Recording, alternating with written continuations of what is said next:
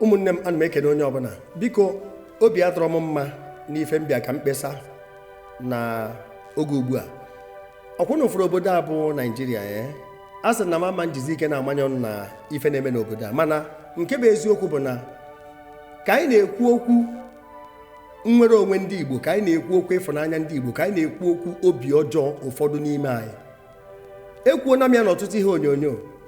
Ife na-eme mmadụ ezigbo mmadụ n'obi ka ọ na-adị, ife na-eme mmadụ ajọ mmadụ n'obi ka ọ na-adị. Ọkwụna ụfọdụ ife ebidoro registration jam a ebido amụmụ na-akpagharịgo ma ọ na o nwere ndị ụmụ ha nọ na ya. Ije na comment section express your experiences kọwaa ife ịfụrụ maka ụdị arụ a na-eme, ụdị ori a na-ezu na ụdị obi ọjọọ ndị mmadụ ji eso ibe ha ma na-eru a na-agbọsọ ndị nọ na federal, ndị haus, ndị sineti. Nke a bụ ndị nọ n'iru oche, ka maka ndị nọ n'etiti, ka maka ndị nọ n'azụ na-arụ a na-epu eze elu. Negodu nnọọ na ihe onyonyo a dị n'akụkụ ka ịfụ ụmụazị na-agabiga. Nke mbụ, e nwere ofu onye nke m so achọ inene jam, o rubero 18 years, ọ ka dị ebe 17. Irejista sim card problem asị na o rubero. Ngwa ka eje rejista ninu ndị jam bụ demand, ejekwazie ndị ninu sikwazie na ha need sim card. Kedizi ebe a esi wee kwa onye ukwuwa? Ndị network providers kwuo na ha menye onye rubo 18 years sim card. Ndị ninu kwuo na ha chọrọ sim card. Okay, ụfọdụ kpọtazie their parents wee jee. Kedu ife na-esezinu? Enweta ndị a nara ego 1 week, nwee ndị a nara ego 2 weeks ago, emebere ha. Ifu ebe nwee thousands of people, ọ bụrụ sọsọ machine na-abọ ka eji alụ ọrụ. Wee jụwazie biko, kedu ife a na-anara ego for? Asị na onye weta ego emeri ọsịsọ. Anọcha m ebe ahụ wee fụ ndị ji convoy wee bịa. Under 2 minutes emegoro ha. Obodo a is a mess. O nwere na mgbe m kwuru okwu sị na onwe akwụkwọ na-akpa Animal Farm. Anyị gụrụ mgbe anyị na-agụ akwụkwọ. Nọ ife nna afọ obodo a ka ya. Ọgwụ ifu mmadụ oyicha suit ọ na-eme ka anụ bi n'ọhịa. Ifu onye nọ n'ọfịs dọkịta dịcha n'afọ ya, o nwere academic doctorate degree. Ifu ọ na-emegheri maka ego. The picture of dead people ọgwụna ka mmadụ ya eji akpa agwa ka onye nwere conscience. Enwe ndị a na 10,000 naira, enwe ndị a na 8,000, onwe ndị a na 7,000. Wee pigodu nnọọ 7,000 naira times mmadụ one n'ebe a, ma ndị kwụgoro ụgwọ for 1 or 2 weeks eji bido. Maka anyị na-ada egosi mmadụ rọs n'ife ọnụ anyị na-eme, anyị na-ada awa ara nke ọ na-ebidoro otu a gidi nwee stampede, ọ na-emeri ya ọ mesi ọ na-awa ga.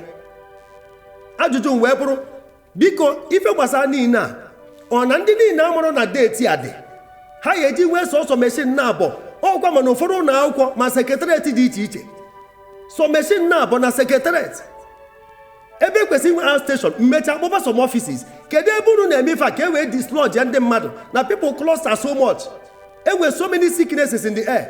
Ụfọdụ sị na meshin ha gbara ọkụ na ọfịs ha gbara ọkụ a na-akọ story. Ofu ụbọchị a ka mmadụ jee na jam, ofu onye mma ọfụma jee na jam ọfịs ka o mefe a na-akpọ jam regulation. Ewee bido from gate wee nabịa ego. Onye security 1,000 naira compulsory o. Enye security enye ndị nọ na kọmputa. Wee pịkọ security mekiri 1,000 into 50 ma ọ bụrụ na mmadụ 50 bịara na-ede. Gbakọọ ya ego na oye emeki in a month. Otu a ka ọ dị ndị na 7,000 ma 10,000 pigodo 7,000 the least amount m fọrọ na n'ebe ahụ. Pịa ya times mmadụ 1,000 or 2,000. 7,000 times 1,000 by 7 million. Ife a ya eme within a week, 2 weeks. Owu na-emeri ya ka ekwuo ya ekwuo. O nwere ife a na-eme na Nigeria dị coordinated. Everything ghasara aghasa, ekete kwupụ na bottom. Piko ego m na-agwa gị ka ị maa ma ụdị arụ ọ ya akwụsị. 7,000 times 1,000 madozie how many students na-achọ irejista jam ka ị mara mmadụ one ya akwụ ụgwọ a na-agwa gị na ndị kwụrụ ụgwọ 1 week emebeghị ọrụ ha ka maka ndị gba aka otu a ka ha si wee tọọ n'ana. Ofu jamba na-ekwu okwu ya ọ ha nwa bụ ndị niile ji eme nka. Ofu jamba ka akọrọ akọ maka jam registrar nọ nke si na Python buru ego wee ruo taata wee fekwutere ya. Onwe oge ndị sineti kwuru na aya scrap gbasara jam na aya ewepụ ya na afọ aka ọ na-enye ha mekwuo ya nọ dị so frustrating na ọ na-eme expire every year. Ọ dị like O level exam certificate emechi ife niile na no job. Ofu jamba. Ajụjụ wee bụrụ ụmụnne m, ọ bụrụ na esi otu a esi ụmụ ogbenye afọ straight ụmụ ogbenye were eso ndị a na-ebu ego anyị maka ife afọ a na-atawa ndị mmadụ ihe weta ego taa afụfụ na ya ihe eme bribe na afụfụ ị na-ata mee bribe ka ị wee taa afụfụ inye aka azụ na ya. mana enwere ndị ji foonu were ezu ori, enwe ndị ji eme kidnapping, enwe ndị ji eme terrorism, yet anyị ncha niile nwere need.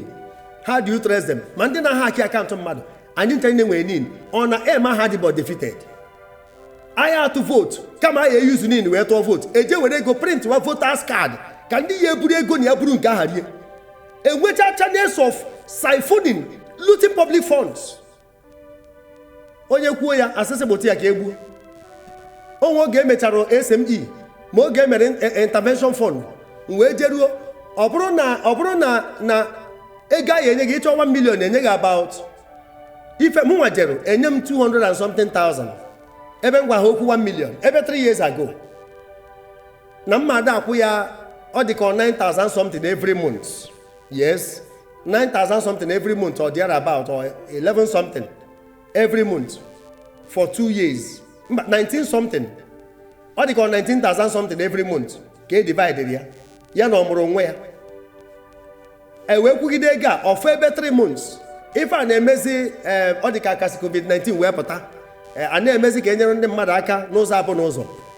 Mụnwa wee kwụba ụgwọ a kwụọ ya ọ na-afụ ebe 3 months ka m kwụtọpụ ya. Unu ama na ndị EFCC si Abuja wee kpọọ m na m ji federal gọọmenti ụgwọ wee gwa m ego onye njin ụgwọ sị ha eziokwu na onye kwugide kwuo about 9 months or 3 months ka ọ bụrụ 1 year edivide ego a na onye ahụ nwagokwa na ọ chọọkwa iri ego gọọmenti. Asị m mụ gbaa mba as man of God na ha chọrọ ka eme embaras maka na ha ibido chụgharịwa ndị mmadụ their task force. EFCC kpọrọ m maka ego eru ha 50,000 naira. Ọkwa ma ọ mụrụ nwa m isi ego ka ha ji wee kpọọ m ka ezi maka ndị buru billions ka maka nke zuru 30 billion ụbọchị a akanyela ọrụ enye 30 billion fuo na 1 week ka EFCC wepụta time kpọba from Abuja maka 19,000 something. M wee jụọ onwe m ọ bụrụ otu a ka esi were checkmate ego ndị ọchịchị na-ebupụ ọnọdụ ayọ ya dị otu a ọska maka bọnkịrị ije na bọnkịrị kịta ịfụ na ndị kwesịrị ị na-echekwa paịpụ ọha nwa na-amị mmanụ ahụ. Kedu ebe ife na-eme n'osisi enwe na school feeding unu ma ego ebuba maka nke ahụ nwee nke akpọ trader money nke vice president former vice president Osibanjo ji aka ya na-eje na artisan market dị iche iche na the whole state na-eke ụmụ nwaanyị 10,000 naira. Anyị kpọọ ife ọchịchị mkpuo naanị m ofe ma ọ dị ka m ekwuka anyị kpọọ ya ọchịchị. Biko ife nji wee na-achịkọta okwu niile abụ ọ bụrụ ha na ibe onye Igbo iwe so na-eme njọ ya ego a na-ana ụmụ mmadụ n'ife isi ike a ị na-ana 7,000 ị na-ana 8 ị na-ana 10 ka m gwa gị eziokwu ego ama abụnata gị ngọzi.